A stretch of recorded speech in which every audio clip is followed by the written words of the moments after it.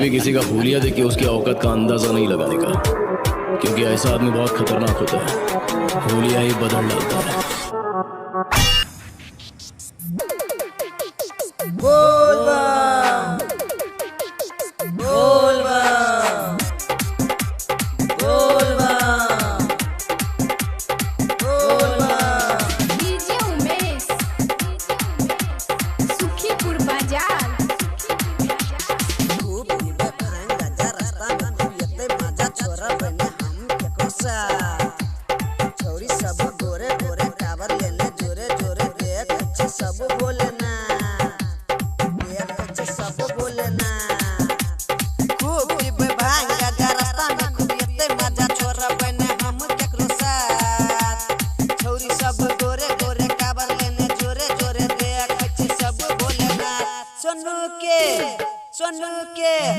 सोनू के गाना बजेबै रे, डीजे पर कमर हिलेबै रे। सोनू के गाना बजेबै रे, डीजे पे कमर हिलेबै रे,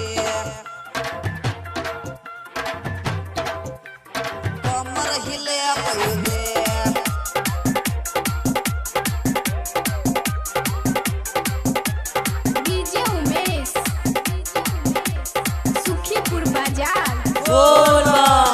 चढ़ल छै सावन रे, छकना पे कावर रे, महाकाल वाला देखा देब पावर रे।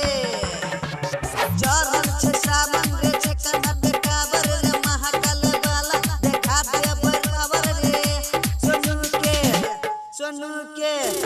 सोनू के गाना बजेबै रे, डीजे पे कमर हिलेबै रे।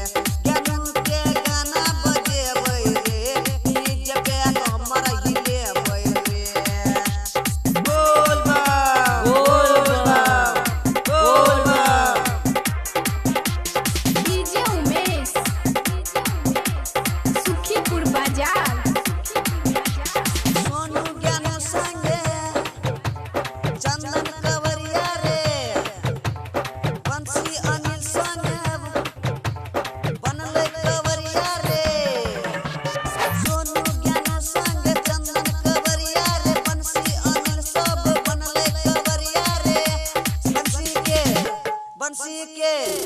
बंसी के गाना बजेबै रे, डीजे पे कमर हिलेबै रे।